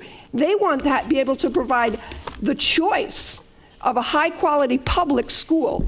There are more students on the waiting list in Boston for first-choice Boston schools than there are on the waiting list for charter schools. And but if we're losing $130 million a year, then they're not getting the choice of a high-quality public school. That's where we have to make sure we're committed to that. Mr. Cannon, did you want to respond? Yeah, Barbara, first I want to just, without going into details, you don't understand how the Boston selection system works, and the waiting list at high-quality Boston schools is a total myth. The point that we're raising here is about money. And the question was about how money follows the child, and if one student leaves or two students leave, why is that a problem? What we haven't talked about yet is the reimbursement program that the state has for district schools who lose students to charter schools. So we talked about fixed costs. Bill talked about fixed costs. And you're right, Barbara also said, not all the costs of a student will leave with that student, right? We know that. There are fixed costs that are associated with a student. Generally, nationwide, you talk about 25% to 33% fixed costs is generally the ballpark that research shows that does not necessarily follow a child. So in Massachusetts, we have the most generous reimbursement program for charter schools, for district schools who've lost students to charter schools in the country. So when a student leaves a charter school, the first year, the district is reimbursed 100% for that student. So a student leaves, and the district gets the full funding for that student. And the second year that student is gone, they get 25% of the value of that student, which is the fixed cost. They get that 25% for 5 years. So after a student leaves, for 6 years, the district is getting reimbursement for that student totaling 225% to help districts cover that cost. And Barbara's going to say that district reimbursement program hasn't been fully funded every year. Wait a minute. Now, wait a minute. It's unfair to say what Barbara's going to say if she hasn't said it yet. But I'm not going to let you say it anyway. Okay, I see also the league. Let me finish my thought. No. So when the district reimbursement program has not been fully funded by the legislature every year we've been here, but every year that reimbursement program has been funded, at least that first 3 years, the 100%, the 25%, and the 25%. Sometimes the state has not been able to fully fund the 4th and 5th and 6th year. You can decide for yourself as taxpayers, who then have to pay twice for the student because you're reimbursing the district, whether or not this is a good investment for your money. Okay, we're going to go for another question from our audience, please.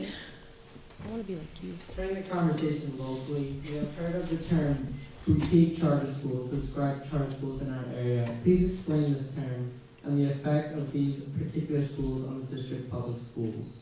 Okay, so the question is about our area and our boutique, so-named boutique charter schools, and the question is, what effect does that have on the district? Is that what they're asking? What are boutique charter schools, and what effect are they having on our local school districts? Well, we don't use the word boutique. I'm not sure where that word came from. Let's talk just a little bit about the Pioneer Valley and the Charles. Even though we don't think this has any relevance to the ballot question in hand, we know we live out here. And as someone who has sent their children to 3 different area charter schools, we can talk about that. I think the Valley is very blessed, and parents are very blessed by the choices we have. So the schools in Western Massachusetts, at least up here in the Northern Valley, when you call it boutique, we might call it a little bit like niche schools. So we have the Pioneer Valley Performing Arts Charter High School, which is a performing arts school. We have the Pioneer Valley Chinese Immersion Charter School, which immerses children in Chinese starting in kindergarten. We have the Four Rivers Charter Public School in Greenfield, which is an expeditionary learning school which practices outside the classroom education. We have the Hilltown Cooperative Charter Public School in East Hampton, which practices the Reggio Emilia theory of education from Italy. So we have schools that have particular missions and particular foci for parents who want them. Not every parent wants to send their kids to a performing arts high school, and certainly not every parent wants to send their kid to a Chinese immersion. But the choices that those schools bring to a community make the community richer, and it makes it more diverse, and it brings more educational options. So if you look at the funding levels in Western Mass of the school districts, there has not been a drop in funding because of charter schools. Our schools in Western Mass are thriving. And so the added choice and options that these couple of charter schools provide for parents, we feel is really, really beneficial, not just to the parents, but to the entire community. 3 quick points. Point 1, Amherst, $1.4 million a year. Belchertown, $500,000. Hadley, small Hadley, $500,000. East Hampton, almost $1 million. Holyoke, almost $10 million. Northampton, $2.2 million. That's the funds lost to charter schools this year in each of those districts. 2 interesting studies. One, the Gazette had a story about Northampton. Who from Northampton is going to charter schools? And Chris Capucci on the school committee or the Democratic committee in East Hampton did a study as well in East Hampton. What we found is that it's creating a 2-tiered economic system, that the families that are sending their students to charter schools are upper middle class families. And I was at the Democratic town meeting in East Hampton, where it got rather heated because the people who've lived and grown up in East Hampton were pretty offended that people were coming into East Hampton, gentrifying, and then taking the money out of the East Hampton schools to send their children to charter schools. Last piece of information about that, we have a Chinese immersion charter school, but East Hampton no longer has middle school language programs. That's not a choice. So, okay, 30 seconds. I'm going to use my 30 seconds. So I want to go back to, I would like to see, instead of saying taking and losing, more as an investment in terms of how we classify that language is like really investing in public education. But I believe, and I have to say it as someone who lives in Boston, is that we already have a 2-tier system, and that is constituted by your zip code and where you happen to live. If you have money and you have the opportunity and wealth to live in certain neighborhoods, then you are pricing us out, and therefore you are creating your own type of private schools. Okay. So there are already existing 2-tier systems, and that is called your size of your budget and your wallet. Okay, we're going to go for one more. You got a Twitter question there? Or a question that, okay, you got a question. Go ahead. We're going to have one more, and then we're going to have rapid fire from the panel, the thing they most need to know in order to be able to vote. This question comes from a very politically informed audience member. According to Massachusetts law, Title 12, Chapter 71, Section 89, the first purpose of charter schools is to, quote, stimulate the development of innovative programs within public education. Please describe several such innovative programs that have been successfully shared with public school districts. So the entire city of Lawrence... Okay, wait a minute, I just have to repeat this briefly. We sort of talked about this before, but I guess we can do it again here. The issue is, thank you, that under Chapter 12, one of the missions of charter schools was to stimulate innovation, which would then be bleeding over into public schools. So could we talk about several of those cases? Go ahead, Mr. Deal. Oh, it was Mr. Kennan. Okay, go ahead. Thank you, Eileen. First of all, the innovations that charter schools have developed have been very difficult to share with district schools because district schools close their doors to us. They don't want to talk to us. They view us as a hostile competition, and so we can't get into many district schools. And those of you who work in district schools know that to be true. But more importantly, the innovation of the charter schools have taken a different form, and it's about how to structure a public school. And so in the city of Lawrence and the city of Holyoke have both been taken over by the state because they are dramatically failing districts. They're level 5 districts, and they were taken over by the state. The state then appointed receivers to those communities to manage those districts, and those receivers have implemented the basic governance structure of charter schools within their districts. So they're trying to grant their schools the charter school model of increased autonomy in exchange for increased accountability. And in Lawrence, we're starting to see some really good results from that. So this is a great example. Holyoke's now doing the same thing about how the experiment and the research and the innovations of charter schools are not just being transferred from one school to another, but are being implemented across whole urban school districts across the state. And that we feel is the most profound innovation and sharing that we could possibly do. Okay, Ms. Madelon. I think we've already discussed this at length, non-compete clauses. There's actually a really good article by one of the architects of the 1993 Ed Reform in the Medford Daily Paper, talking about how, in fact, innovation has not been a part of what charter schools have brought to us. And this isn't about district schools. This is about that charter schools have not been interested in sharing. What's happened is that the idea of 25 charter schools that could innovate has been corrupted to the idea that we're going to explode charter schools and have them be everywhere. And you've heard it in the language today from speakers from the other side, the profound disrespect for the working people in our public schools. It has kept us from being able to say, like, how are we going to work together? This has become something, and this ballot question represents it in a profound way. If you want to talk about divisive, say you're going to blow up the public schools, and then pretend that you're not, and then be so disrespectful to the people who do this work every day. I don't know how to innovate from that. I want to innovate from a real collaboration. Okay, we're going to go now rapid fire from our panel here. The question that you need to have answered so that you'll know how to vote. Go ahead, starting right with you. As more charters open, how will these schools deal with the question of busing students that are out of district? And who did you want to address that question to? I think Mark, maybe? Is that your school? Sure. Okay. Under state law, a district is responsible for busing students to a charter school that are within the city or town that charter school resides.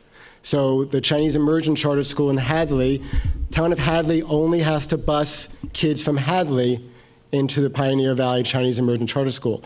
Beyond that, the schools have to provide the busing, and they do in many cases, some they don't, to the families, and that's at their own cost. Okay, thanks. We'll get another question here. Serena. Yeah, sure. Since the 1990s, 12 Massachusetts charter schools have been shut down, and these were in low-income areas, and 2 are currently under probation. How does the potential for charter school failure affect students' educational security? What measures will be taken against charter school failures? Okay, who wants to hit that? I just think this question addresses the whole sort of destabilizing impact of charter schools. The idea of public education is that we as taxpayers, and no matter whether we have children or not, I mean, it's the great loving thing we do to say, as a community, we are all going to contribute to the lives of our children and the future of our children, and we're going to do that together. And it matters that there be stability in that. That's a very important part of children's lives.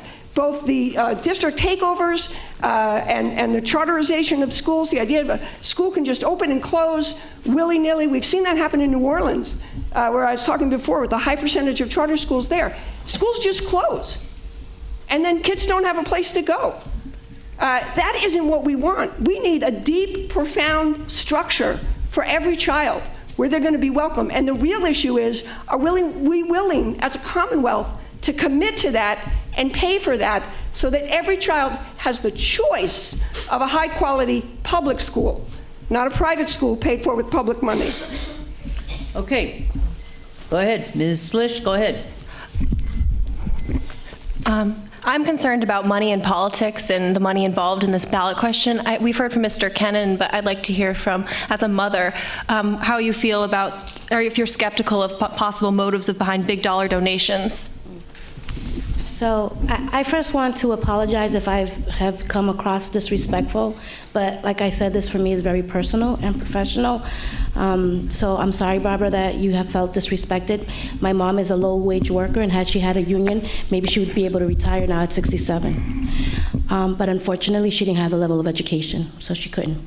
So to answer your question, as a mother, and this is what I said in the beginning, for me, I find the money conversation to be disempowering, and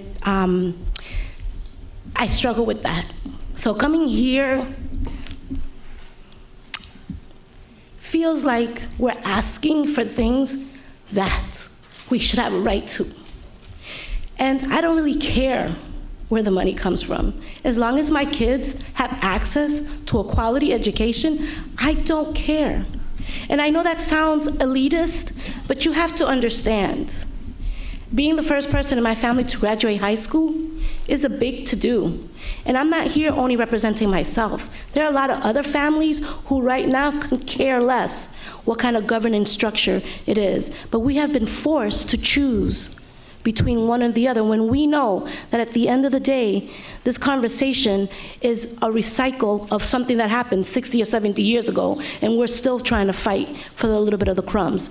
So if we have, I don't care, I know this sounds crazy, and I'll say y'all can YouTube me later, but you know what? If they have money, I have no problem taking from those who have and creating opportunities for those who don't. And if that considers me to be selfish, then by God, by all means, I am selfish, because I want to make sure that those millionaires that got it, that they put it back into the communities, because that's where it belongs. Okay. And that's all I got to say. All right, now we get a question from Mr. Moulton. Go ahead. The question you need to have answered before you know how to vote. Well, we've heard time and again how complex this is. We've heard it described as an urban issue, not one for the Pioneer Valley, yet it's a statewide ballot question. Why is this on the ballot? Why is this not a better issue for the legislature to sort out? Well, I think we answered that earlier, that we tried desperately over the last 4 years in the legislature to reach some kind of compromise that would lead to being able to provide more opportunities, and we were met with a wall of resistance from the No on 2 forces. This does belong in the legislature, and to be honest with you, it was a failure of the legislature to act, and we've made that clear to them as well. So they are guilty here.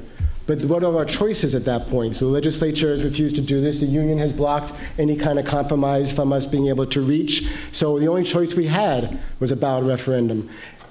We'd rather not do this. It's not fun. And it's very stressful and creates a lot of tension, as Barbara has indicated. But the needs of these families in our urban school district is paramount. And so no matter how stressful or difficult this conversation is, it's nowhere near as difficult or as stressful as the situation that many families are incurring every day in our urban communities. So it is unusual to have a statewide ballot question that's really focused on some small subset of communities. And so people ask me in the suburbs as I go around the state talking about this, well, why should I vote for this? And I said, well, because kids are kids. Kids are kids if they're black or brown or they're Asian or they're white, and if they're urban communities or suburban communities. And I would hope all of you would care enough about what's happening outside of Amherst and outside of the Western Mass to be able to take a stand and vote yes on behalf of kids and families. I'd like to be able to take a shot at that as well. I would invite you all to Google Mark's name with the RISE Act, which the Senate passed. Don't remember the exact time when that was, but just last year, which would have allowed for a slow increase in charter schools relative to increases in the foundation budget, and had with it accountability measures for charter schools. And you can find the quotes from Mark himself saying how outrageous it was that there were going to be accountability measures attached to this act. So we have to be really clear here about who's blocking what. I also want to really say very clearly, in terms of issues of transparency and honesty, once again, read the ballot question. 12 charter schools anywhere in Massachusetts, the only time that it matters that it is the bottom 25% is if there are more than 12 applications. So if there are 16 applications and 6 of those are in the bottom 25%, then yeah, those might get priority, but 6 more don't. And 230 districts already feel the impact of charter schools. The idea that this is just an urban thing is just not true. 187 school districts, school committees have said this is bad for our schools. You're going to take them seriously? They know what these budgets mean. Okay, we're going to take now one question. I'm going to take one question that really the panel should address. It's so important. And then, and then I'm going to ask very quickly, right, there's the clock, very quickly, each person on the panel to say one thing that you feel people here should know before they vote. Okay, go ahead. Can you report on reimbursement figures in all the districts cited as having lost funds to charter schools? That's a lot of districts. Can you report on all the districts having lost? That's the question. Having lost money? No, we can't. No, actually, if you go to Mass, 187 districts, they can't report on. No, we can't report on it right now, but if you go to massteacher.org, there's a map on our page that you click on it, and then you can click on your district, and you can either click on your district and see how much money is lost, or there's a PDF that you can click on, and you can actually get all of them. And this is money, these are statistics that we get from looking at the Department of Elementary and Secondary Education figures. That's how you can get that. Okay, I'm gonna give the panel just 2 seconds to think of the thing that they need to say that's most important for all of us to hear, so we know how to vote. And while they think about that, I just want to say to thank you to everyone who attended tonight and to all our sponsors. God bless them, and boy, it is great to live in a democracy, even though it's hard sometimes. Okay, all right, who wants to start with the one thing you think people really need to know so they know how to cast their ballot? Mr. Deal, go right ahead. Since I'm the lowest in the alphabet, I can start. So first of all, I want to really honor my colleagues to the right in a couple of statements they made. Mark referenced a very, very important study by Tom Harrer that pointed out the fact that a disproportionate number of low-income, kids of color, and so on are identified as special needs students. That's a very major problem. We're the third worst in the nation that way. We also have significant gaps in terms of achievement and opportunity for our inner city youth. That's a really major issue. The question of this ballot really about is whether or not charter schools is the solution to that.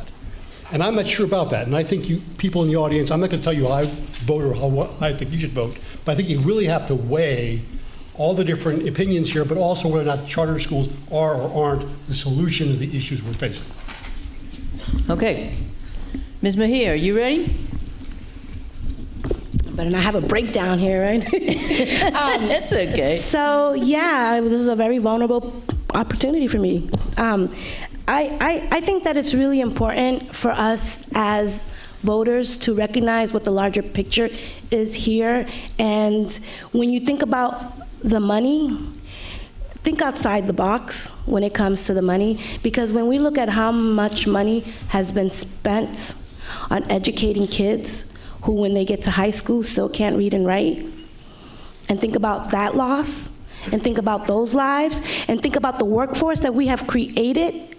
So when you think about kids, and I worked with women who were transitioning out of the Department of Transitional Service, which is welfare. These are what we're producing. If we don't step up our game, we're producing, in terms of communities of color and low income, the next set of janitors, low-wage workers, if we don't really look at this conversation around public education. And for me, it's about all. And all means all. And just because I am pro-charter does not necessarily mean I'm anti-district or I am anti-union. What I am is anti-social discrepancies that continue to disregard low-income communities. And so for me, this conversation is and will always be about giving me a choice as a parent to decide what is best for my child and my children, to to be able to make that informed decision based on what I believe, not what either one system is telling me. And Barbara, I have to, one last thing that I would say, this is my first time in this space with you, but when I first started doing advocacy work, it has been the most hostile environment for me to be a woman of color and stand here in front of people who think that I am anti-union. Is so disempowering, because all I want is what's best for all of our kids. Okay. And I don't want to have to feel bullied about that either. Okay, I'm going to cut you off here, but thank you for that statement. Now we got 2 people left. Go ahead, Mark. No, we're alternating, I think. No, go ahead. All right, wait a minute. Barbara, I'll give Barbara the last word. We get to do this often. We're going to do it again, I think, on Monday in Framingham. So you can have the last word tonight. You get it, Framingham. Got it. Don't forget now, okay. Okay. You know, I think that what Bill said earlier, which I think is the most important thing of the evening, is that we have the best education system in the country and the 3rd highest achievement gaps. Achievement gaps need to be personalized. That means black and brown students, low-income students, ELL students, special education students. So there's something that's totally unacceptable about that paradigm, that we have the best education system. We have the best education system for white majority students. We're leaving thousands and thousands of students behind.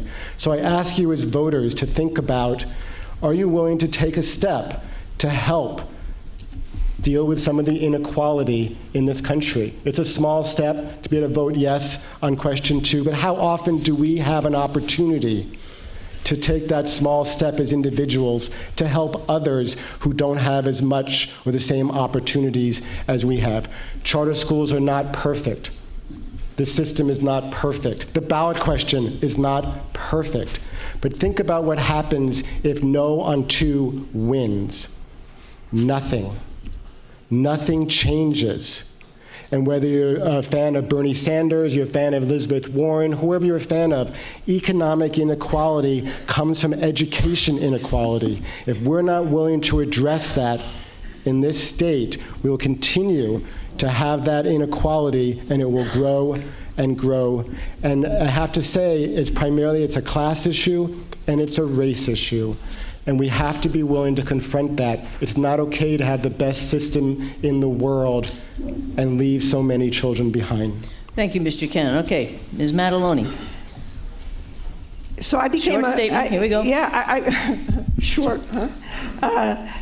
You know, I guess I would go back to how I started. This is about public education. And this is about public education as something that we together decide we will all contribute to. People contribute to public education who don't have children in schools. As a matter of fact, we'd be in big trouble if the only people who contributed to public education were the people who had kids in school. It's a broader commitment that we've made. And this ballot question would undermine that. It wouldn't create more equality. It would create more inequality.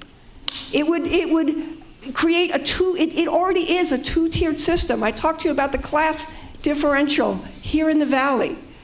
We see, it's interesting when Mark talks about race, because one of the, up in Fitchburg, the charter school has more white kids. And what the Fitchburg teachers will tell you is that charter school is the white flight place that people are going in Fitchburg to get away from the recent immigrants in that community. The commitment that we have to make is to figuring out how we as a country steeped in racism, grown out of slavery, is gonna figure out how we're gonna work together for all of our children. Not by creating separate systems, not by saying one person's individual choice trumps other choices, but by saying we are deeply committed to each other and we're gonna figure out how to do that. We're gonna work on this as we've been trying to work on it, frequently unsuccessfully, but we have to live to that ideal. Not say, well, we can't have our ideal, so we're each gonna go off and take our own piece of the pie. Let's live to the vision of public education and a democracy, vote no on 2, and then there is something we're gonna do afterwards. We're gonna get that foundation budget paid for, which the state said we're already underfunding the public schools by more than $1 billion. The legislator ignored that when we said we need $1 billion more. and we're going to move the fair share amendment, and we're going to tax the rich, and we're going to pay for our public schools with that. Thank you. All right. Bread and roses for all. That's what I say. Thank you. Thank you. I want to say thank you very much to our panelists. Thank you. I deeply appreciate you coming out tonight and speaking to this. It's not easy. Also want to thank our media folks, Kelsey Kenny and Serena McMahon from UMass, Stephanie Schlish from WHMP, and Stan Moulton from the Gazette. And thanks to the journalism department here at UMass. I believe that early voting starts on Monday, but if you don't want to go early voting, November 8th, that's your day. Thanks and good night. Stephanie.